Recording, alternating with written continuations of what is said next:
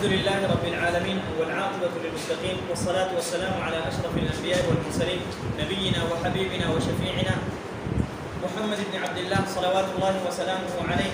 اللهم ارزقنا الإخلاص في القول والعمل، اللهم ارزقنا الإخلاص في القول والعمل، اللهم ارزقنا الإخلاص في القول والعمل. سبحانك لا علم لنا إلا ما علمتنا إنك أنت العليم الحكيم. أما بعد، آج بإذن الله تعالى ہم نے دوسرا مرحلہ پڑھنا ہے. دوسرا مرحلہ ہے عصر نشأة الفقه الإسلامي. عصر نشأة الفقه الإسلامي، اور اس کا دوسرا نام ہے عصر الخلفاء الراشدین وکبار الصحابہ. عصر الخلفاء الراشدین وکبار الصحابہ، یعنی یہ وہ زمانہ ہے جب نبی صلی اللہ علیہ وسلم فوت ہو گئے. یہ زمانہ نبی صلی اللہ علیہ وسلم کے فوت ہونے کے بعد شروع ہوتا ہے 41 ہجری تک، یعنی علی رضی اللہ عنہ کے حکومت ختم ہونے تک، بلکہ معاویہ رضی اللہ عنہ کے حکومت شروع ہونے تک، کیونکہ علی رضی اللہ عنہ کے بعد 6 مہینے تقریباً حسن ابن علی رضی اللہ عنہما خلیفہ بنے تھے. اچھا، اس میں ہم نے 2 باتیں پڑھنی ہیں. سب سے پہلے جو ہیں مصادر، اس زمانے میں صحابہ کے مصادر کیا تھے، یعنی فقہ اسلامی کو کہاں سے اصول کرتے تھے، وہ مسئلے مسائل کہاں سے لیتے تھے. دوسرے نمبر پہ المعالم، یعنی واضح باتیں، معالم جو معالم اس سے پہلے ہم لے چکے ہیں. معالم بڑی بڑی نشانیاں اس دور کے. اچھا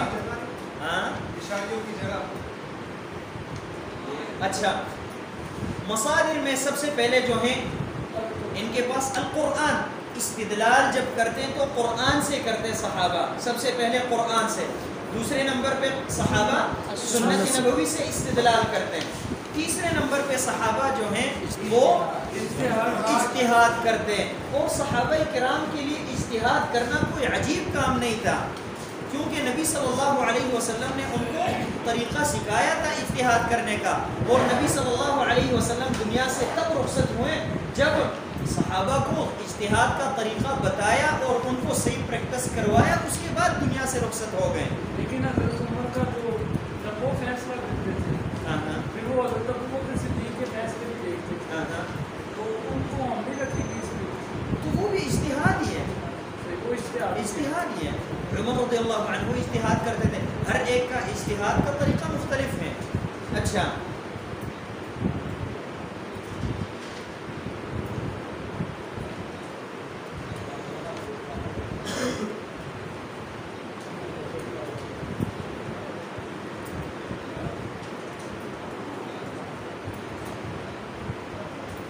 دو چار مثالیں چاہیے صحابہ کے اجتہادات کے. نمبر 1، اس سے نبی صلی اللہ علیہ وسلم کے فوت ہونے کے بعد اس فترے میں اس فترے میں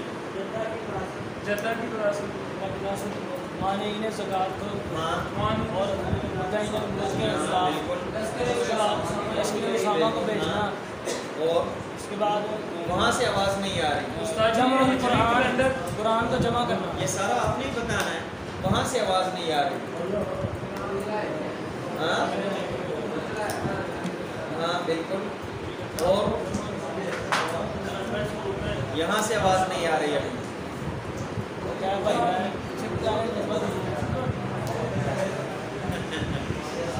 اچھا، آپ لکھیں سب سے پہلے صحابہ نے جو اجتہاد کیا نبی صلی اللہ علیہ وسلم کے فوت ہونے کے بعد، وہ کیا ہے؟ خلیفہ مقرر کرنا.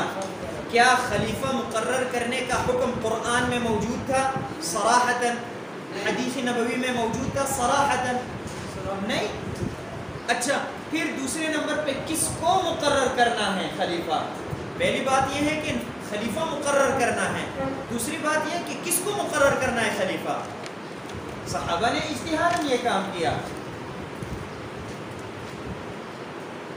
اسی طرح جو ہیں مانعی زکوٰۃ سے جہاد کرنا، یہ شروع میں عمر بن الخطاب اور ابو عبیدہ عامر بن الجراح رضی اللہ عنہما بھی نہیں مان رہے تھے، لیکن بعد میں جو ہے ان کو بھی یہ بات واضح ہو گئی کہ یہی حق ہے جو ابو بکر رضی اللہ عنہ کہہ رہے ہیں. اس کے بعد جو ہے نبی صلی اللہ علیہ وسلم کو دفنانا. اب صریح دلیل ان کے پاس نہیں ہے کہ کیا کریں. اچھا اسی طرح فاطمہ رضی اللہ عنہ نے ابو بکر رضی اللہ عنہ کے پاس آئی کہ مجھے میراث دے دیں. جس کا بھی والد فوت ہو جائے اس کو میراث دیا جاتا ہے اولاد کو. اب میرے والد فوت ہوئے نبی صلی اللہ علیہ وسلم, مجھے بھی میراث دے دیں. دیکھیں یہاں پہ بھی ایک دلیل ہے. بعض لوگ کہتے ہیں کہ نبی صلی اللہ علیہ وسلم فوت نہیں ہوئے, زندہ ہیں. اچھا فاطمہ رضی اللہ عنہ زیادہ بہتر سمجھتی تھی یا آپ لوگ؟ ان کو زیادہ بہتر معلوم تھا یا آپ لوگوں کو؟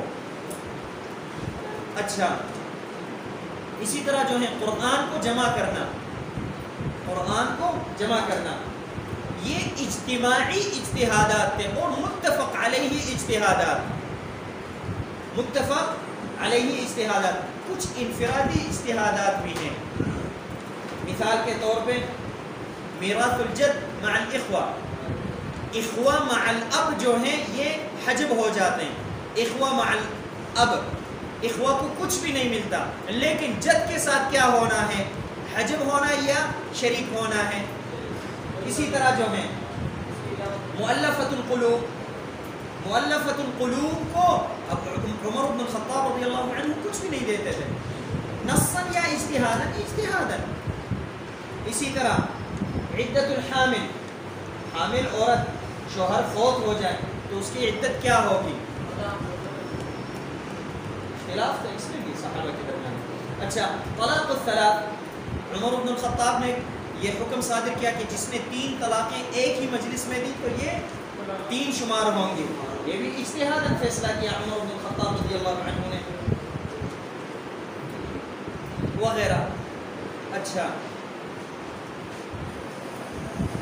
اس کے بعد معالم یعنی واضح نشانیاں اس دور کے, واضح نشانیاں جو ہیں وہ یہ تھی کہ اس دور میں اختلاف بہت کم تھا, اختلافات کم تھے.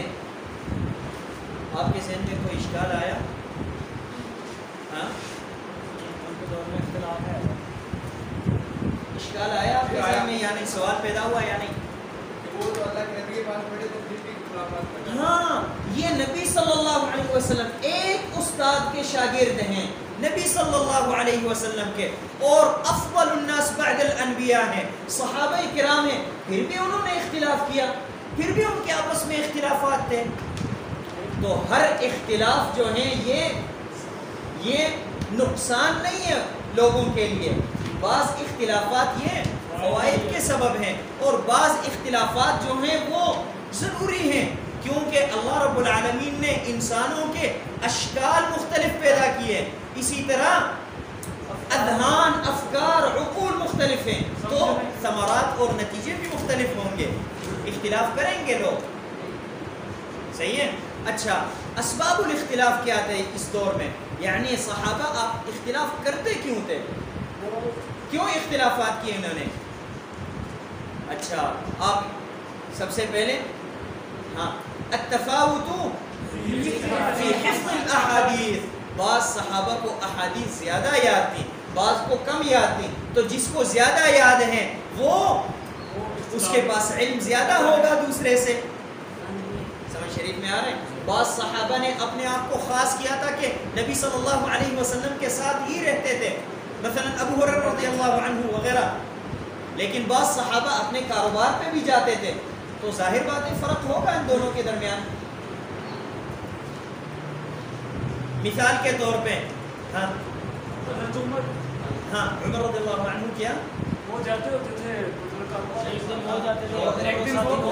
ہاں استئذان والی حدیث, استئذان عمر بن الخطاب کو اس کا پتہ نہیں تھا, بالتالي جب عمر کو پتہ نہیں ہے تو عمر اس حدیث پہ عمل نہیں کرے گا. کب کرے گا؟ جب اس کو پتہ چلے. ابو موسیٰ الاشعری نے جو بتایا رضی اللہ عنہما, واقعہ آپ کو یاد ہے. اچھا دوسرے نمبر پہ التفاوت فی فہم النصوص, دلائل تو ہیں, نصوص ہیں, احادیث یا قرآنی نصوص, لیکن اس کے فہم میں اختلاف. مثال کے طور پہ اللہ رب العالمین فرماتے ہیں کہ والمطلقات یتربصن بانفسهن ثلاثة قروء. اب قرء کے لفظ میں صحابہ کے درمیان اختلاف ہے. عائشہ رضی اللہ عنہا اور اسی طرح زید ابن ثابت، ابن عمر، ابن مسعود اور وغیرہ صحابہ کہتے ہیں کہ قرء سے مراد طہر ہے، جس طرح امام شافعی رحمہ اللہ کہتے ہیں. امام شافعی رحمہ اللہ نے بھی یہی قول لیا. اچھا، لیکن دوسرے جانب صحابہ کہتے ہیں ابو بکر، عمر، عثمان، علی، معاذ ابن جبل، ابو موسیٰ الاشعری، عبادۃ بن الصامت رضی اللہ عنہم کے نہیں، قرء سے مراد حیض ہیں. تو یہاں پہ دیکھیں نص ایک ہی ہے لیکن نص کے فہم میں اختلاف. صحیح ہے. اس کے بعد جو ہے تیسرے نمبر پہ التفاوت فی الفہم. نص ایک ہے لیکن اس کے سمجھنے میں اختلاف. آپ کے ذہن میں اختلاف اشکال آیا یا نہیں کہ دونوں نے ایک ہی چیز ہے؟ نہیں، بتاتا ہوں، صبر کرو. یہاں پہ آپ مثال پہلے لکھیں پھر سمجھاتا ہوں آپ کو. نبی صلی اللہ علیہ وسلم کے بارے میں صحابہ فرماتے ہیں کہ بعض صحابہ کے، اچھا یہ بتائیں، نبی صلی اللہ علیہ وسلم نے ایک ہی حج زندگی میں ایک مرتبہ حج کیا یعنی مبعوث ہونے کے بعد. اچھا اب یہ بتائیں کہ بلکہ یہ کہو کہ مدینہ منورہ آنے کے بعد، تاکہ کوئی اعتراض نہیں ہو. اچھا اب یہ بتائیں کہ نبی صلی اللہ علیہ وسلم نے کون سا حج کیا؟ حج قران. ہاں، بعض صحابہ کہتے ہیں کہ نبی صلی اللہ علیہ وسلم نے حج قران کیا، بعض کہتے ہیں کہ نہیں نبی صلی اللہ علیہ وسلم نے حج تمتع کیا، بعض کہتے ہیں کہ نہیں نبی صلی اللہ علیہ وسلم نے حج افراد کیا. اختلاف ہے. حج ایک ہی ہے، نبی صلی اللہ علیہ وسلم ایک ہی ہیں، لیکن نبی صلی اللہ علیہ وسلم کے حج کے بارے میں اختلاف ہے. پہلے میں یہ تھا، یہاں پہ واقعے کو سمجھنے میں اختلاف. التفاوت فی الفہم یعنی فہم مطلقاً فہم، کسی بھی چیز کو سمجھنے میں، واقعے کو سمجھنے میں. یہاں پہ جو ہے نص کو سمجھنے میں اختلاف. ہاں، دونوں میں فرق ہے. یا یہ کہو یہاں پہ مجمل کو سمجھنے میں، مجمل کے بیان میں اختلاف دوسرے نمبر پر. تیسرے نمبر میں مطلقی فہم میں اختلاف. تفاوت یعنی کسی کے پاس فہم زیادہ ہوتا ہے، کسی کے پاس کم. اس کے بعد التفاوت فی الاجتہاد، اجتہادات میں تفاوت. اچھا، اجتہاد میں تفاوت یعنی سارے صحابہ اجتہاد میں ایک طرح نہیں تھے. بعد میں انشاءاللہ پڑھیں گے فقہاء الصحابہ، اس میں انشاءاللہ یہ ابھی پڑھیں گے. اچھا، اختلاف میں بھی مختلف تھے، جس طرح نیکی میں مختلف تھے، اسبقیت میں مختلف تھے، افضلیت میں، اسی طرح فہم میں بھی مختلف تھے، اجتہاد میں بھی مختلف تھے. کوئی ایک مثال، ایک مسئلہ ہے نبی صلی اللہ علیہ وسلم کے زمانے میں پیش نہیں آیا ہو، ابو بکر کے زمانے میں نہیں آیا، لیکن عمر کے زمانے میں وہ مسئلہ پیش آیا. وہ یہ کہ ایک آدمی فوت ہو جائے، اس کی بیوی رہ جائے اور اب اور ام رہ جائے. اب ام و زوج، اب ام اور زوجہ، یہ دو مسئلے. اب یہاں پہ کیا کرنا؟ اگر ام کو ثلث الباقی دے دیں، اگر ام کو ثلث دے دیں تو پھر اب کو جو ہے سدس ملے گا، اب کو سدس ملے گا. تو پھر اس قاعدے کے خلاف ہے کہ للذکر مثل حظ الانثیین، یہاں پہ عورت کو زیادہ مل رہا ہے اور مرد کو کم مل رہا ہے. اچھا، اگر یہاں پہ ام کو ثلث نہ دے، ثلث الباقی دے، تو پھر وَلِأَبَوَيْهِ لِكُلِّ وَاحِدٍ مِّنْهُمَا السُّدُسُ مِمَّا تَرَكَ إِن كَانَ لَهُ وَلَدٌ فَإِن لَّمْ يَكُن لَّهُ وَلَدٌ وَوَرِثَهُ أَبَوْهُ فَلِأُمِّهِ الثُّلُثُ، یہاں پہ پھر ثلث نہیں ملا اس کو. تو عمر بن الخطاب نے اجتہاداً یہ کہا کہ پہلے زوج کو نکالا جائے گا، زوج کو حصہ دے کے، اس کے بعد یا زوجہ کو نکال کے اس کو حصہ دے کے، اس کے بعد جو ہے ثلث ماں کو اور باپ کو باقی دیا جائے گا. تو باپ کو زیادہ ملے گا، ذکر کو زیادہ اور انثیٰ کو کم ملے گا. لیکن دوسری جانب جو ہے ابن عباس رضی اللہ عنہ فرماتے ہیں کہ نہیں، ظاہر النص کو دیکھنا چاہیے. جب اللہ رب العالمین نے فرمایا کہ ان کو ثلث دینا ہے تو ثلث دے دو، چاہے باپ کو سدس مل جائے یا عشر مل جائے، کچھ بھی ملے. صحیح ہے. اب یہاں پہ اجتہاد میں تفاوت، بعض کسی چیز کو راجح سمجھتے تھے، بعض کسی اور کو. اچھا اس کے بعد یہاں پہ اگلا مسئلہ جو ہم نے آج پڑھنا ہے وہ ہے الذین حفظت عنہم الفتوى من اصحاب رسول اللہ صلی اللہ علیہ وسلم. دیکھیں نبی صلی اللہ علیہ وسلم کے جو صحابہ ہیں سب ہم نے کہا کہ اجتہاد میں ایک جیسے نہیں تھے، مختلف تھے. تو وہ صحابہ جن کے فتاوی نقل ہیں، دیکھیں آپ غور سے سنیں، میں یہ نہیں کہہ رہا ہوں جو فقیہ صحابہ تھے، میں یہ کہہ رہا ہوں جن سے فتاوی نقل ہیں، یا میں یہ بھی نہیں کہہ رہا ہوں کہ جو صحابہ مفتی تھے.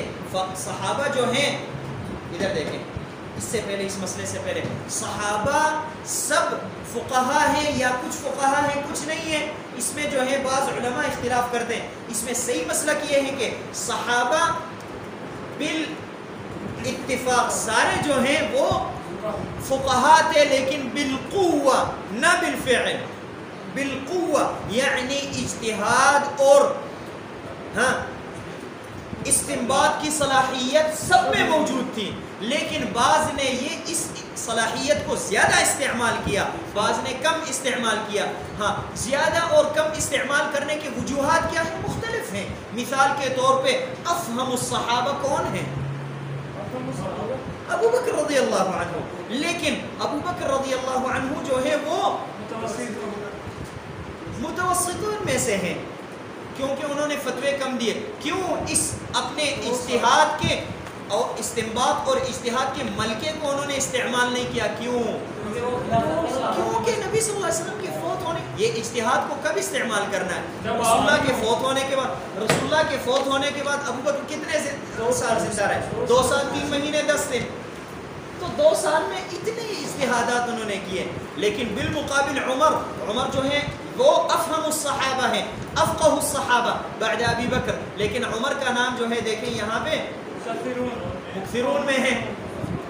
ہاں یہاں پہ جو ہم نے نام لینے ہیں وہ یہ نہیں کس کو احادیث زیادہ یاد ہیں، وہ دوسرے صحابہ ہیں. ہاں جن کو احادیث زیادہ یاد ہیں، جن کے روایات 1000 سے زیادہ ہیں، وہ 7 صحابہ ہیں. ہاں کون کون ہیں؟ المکثرون فی روایت الخبر.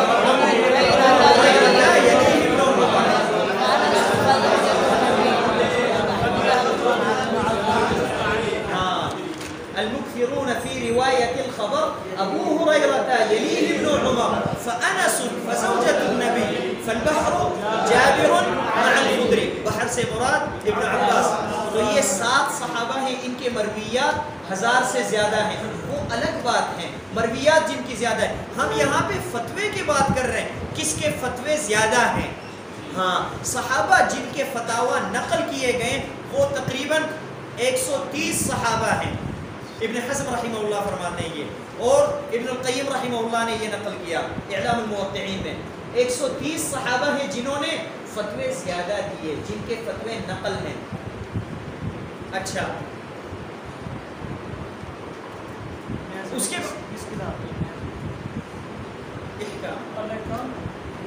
اچھا اس کے بعد جو ہیں یہ 130 صحابہ کی 3 جماعات ہیں. نمبر 1 مکثرون جن کے فتاوی بہت زیادہ ہیں، اتنے زیادہ فتاوے ہیں ان کے کہ ابن حزم رحمہ اللہ فرماتے ہیں کہ یمکن ان یجمع من فتوى كل واحد منهم صفر ضخم.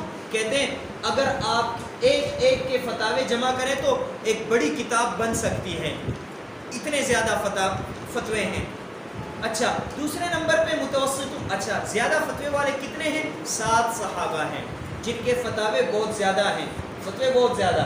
اس کے بعد دوسرے نمبر پہ متوسطون، فتاوے ان کے کم ہیں. کتنے ہیں؟ ابن حزم رحمہ اللہ ہمیں بتاتے ہیں، کہتے ہیں یمکن ان یجمع من فتیا كل واحد منهم جزء صغیر جدا. کہتے ہیں چھوٹی سی کتاب بن سکتی ہے ایک صحابی کے فتوے سے. اچھا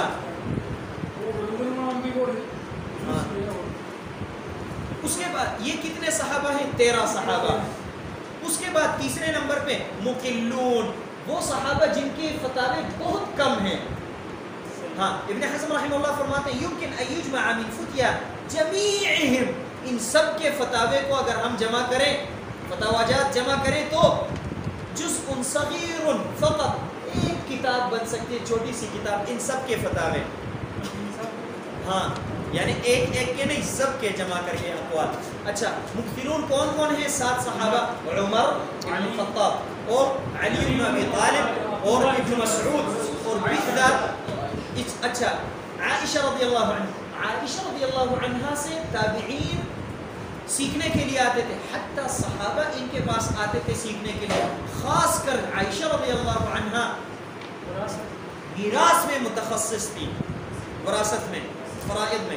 اس کے بعد زید ابن ثابت، اس کے بعد ابن عباس اور ابن عمر. اچھا ان میں سے پھر خاص کر ابن مسعود، آگے انشاءاللہ پڑھیں گے ہم، ابن مسعود، زید ابن ثابت، ابن عباس اور ابن عمر، یہ 4 صحابہ ہیں جو جن کا الگ خاص مقام ہے، وہ انشاءاللہ آگے پڑھیں گے ابھی. اچھا اس کے بعد 13 صحابہ ہیں جن کے فتاوے اگر جمع کیے جائیں تو ایک چھوٹی سی کتاب بن سکتی ہے. ہاں سوال پوچھنا ہے آپ نے. اچھا وہ کون کون ہیں؟ ابو بکر، دیکھیں ابو بکر اعلم الصحابہ ہیں، افقہ الصحابہ ہیں، لیکن ان کے فتاوجات بہت کم ہیں. کیوں؟ مختلف وجوہات ہیں. اسی طرح عثمان رضی اللہ عنہ، ام سلمہ، انس ابن مالک، ابو سعید الخدری، اسی طرح جو ہے ابو بکر، ابو ہریرہ، سبحان اللہ، ابو ہریرہ جو ہیں ان کی مرویات سب سے زیادہ ہیں لیکن فتاوجات کم ہیں. اچھا اس کے بعد عبداللہ ابن عمرو بن العاص، ابن الزبیر، عبداللہ ابن الزبیر، ابو موسیٰ الاشعری، جابر بن عبداللہ، معاذ بن جبل. معاذ بن جبل اعلمکم بالحلال والحرام، اور وہ متوسطون میں اعلمکم بالحلال، وہ علم کی بات ہے. یہاں پہ ہم فتوے جمع کر رہے ہیں جن کے فتاوجات تھوڑے ہیں، زیادہ نہیں ہیں، اگر جمع کیے جائیں تو ایک چھوٹی سی کتاب بن سکتی ہے. اس کے بعد سعد ابن ابی وقاص اور سلمان فارسی رضی اللہ عنہ اجمعین، 13 صحابہ ہے. اس کے بعد تیسرے نمبر پہ مقلون، جن کے روایات بہت کم ہیں، اتنے جن کے فتاوے اتنے کم ہیں، سب کے فتاوے اگر جمع کیے جائیں تو ایک چھوٹی سی کتاب بن سکتی ہے. باقی کتنے صحابہ رہ گئے؟ 7 اور 13 20 ہو گئے. 130 میں سے 20 نکال کے 110 صحابہ ہیں جن کے روایات، جن کے فتاوجات کم ہیں. اچھا اس کے بعد یہاں پہ کوئی اشکال تو نہیں ہے؟ اچھا اس کے بعد جو ہے المدارس الفقہیہ للصحابہ، صحابہ کے دور میں فقہ کے مدارس.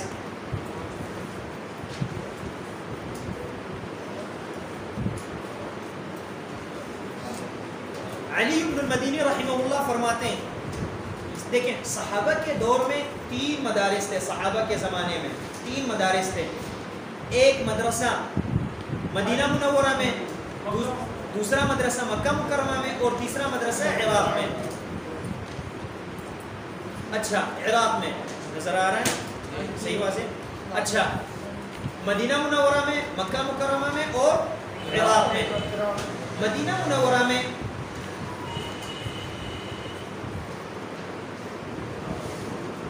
منورہ میں جو مدرسہ تھا، اس مدرسے کے انچارج زید بن ثابت رضی اللہ عنہ تھے.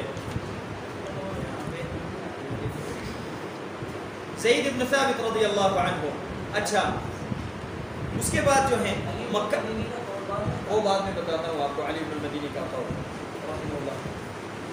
مکہ مکرمہ میں عبداللہ ابن عباس، اور عراق میں عبداللہ ابن مسعود، کیونکہ زید ابن ثابت مدینہ میں ہی رہے اور عبداللہ ابن عباس یہ مکہ میں رہے. ابن مسعود جو ہیں ان کو عمر بن الخطاب نے بھیجا تھا عراق والے آئے کہ ہمیں ایک استاد چاہیے، عراق میں بالذات کوفہ میں پھر، کہ ہمیں ایک استاد چاہیے، معلم چاہیے. تو عمر بن الخطاب نے عبداللہ ابن مسعود کو بھیجا اور پھر کہا عراق والوں تعلموا منه فوالله لقد آثرتكم به على نفسي، تعلموا منه فوالله لقد آثرتكم به على نفسي. کہا کہ لوگوں ابن مسعود سے استفادہ کرو. میں ابن مسعود کو اپنے پاس رکھنا چاہتا تھا، مدینہ میں ان کو رکھنا چاہتا تھا، لیکن آج میں ایثار کر رہا ہوں، ان کو بھیج رہا ہوں عراق. اور جب ابن مسعود جانے لگے تو عمر بن الخطاب رونے لگے. یہ عمر بن الخطاب کی طرف سے محبت. اب ابن مسعود کی طرف سے کیا ہے؟ ابن مسعود کہتے ہیں کہ واللہ لو سلک الناس فجا وسلک عمر فجا لسلکت فج عمر. تو عمر رضی اللہ عنہ جی سارے لوگ صحابہ ایک راستے پہ چلے, عمر بن الخطاب دوسرے راستے پہ چلے, میں عمر بن الخطاب کے راستے کو اختیار کروں گا. اچھا, اس کے بعد جب زید بن ثابت رضی اللہ عنہ فوت ہوئے تو اسی مدرسے کے انچارج عبداللہ ابن عمر بنے. عبداللہ ابن عمر جو ہیں یہ زید بن ثابت کے شاگرد تھے, یہ پھر انچارج بنے. اچھا, اس کے بعد علی بن المدینی رحمہ اللہ فرماتے ہیں کہ الصحابۃ الذین كانت لهم مذاہب متبعہ, وہ صحابہ جن کے متبع مذاہب تھے وہ ہم ثلاثۃ, وہ تین صحابہ ہیں. ہم ثلاثہ الصحابۃ الذین كانت لهم مذاہب متبعہ ہم ثلاثہ, زید بن ثابت, عبداللہ بن عباس, عبداللہ بن مسعود. اچھا, پھر آگے کہتے ہیں وَكَانَ لِكُلٍّ مِّنْهُمْ أَتْبَاعٌ مسعود وَكَانَ لِكُلٍّ مِّنْهُمْ أَتْبَاعٌ يُدَوِّنُونَ فِقْهَهُمْ وَفَتَاوَاهُمْ. علی بن المدینی رحمہ اللہ فرماتے ہیں کہ یہ تین صحابہ تھے جن کے مذاہب تھے, یعنی لوگ ان کی پیروی کرتے تھے, اور پھر ان کے شاگردوں نے ان کے علم کو اور ان کے فتاوجات جمع کیے, لکھے. مطلب یہ ہے کہ یہ مدارس فقہیہ اور مذاہب جو ہیں یہ پرانی باتیں ہیں, بعد میں شروع نہیں ہوئی. اور مذاہب جو ہیں یہ اور مدارس فقہیہ یہ کوئی عجیب بات نہیں ہے کہ شروع ہو جائے. وجہ یہ ہے سب لوگ علم میں اجتہاد میں ایک برابر نہیں ہوتے, مختلف ہوتے, متفاوت. اچھا, بعض بڑے علماء ہوتے تو پھر بڑے علماء کے پاس لوگ آتے ہیں اور استفادہ کرتے ہیں ان سے, بعد میں پھر انہی کے فتاوجات لوگ آگے نقل کرتے ہیں, اسی کو ہی تو مذہب کہتے ہیں. ہاں, مثال کے طور پہ مثلا یہاں پہ کسی عالم کے فتاوجات ہم نقل کریں, احکام و فتاوا یا کیا مجموع رسائل فتاوا یا کیا, اس پہ ہم عمل شروع کریں.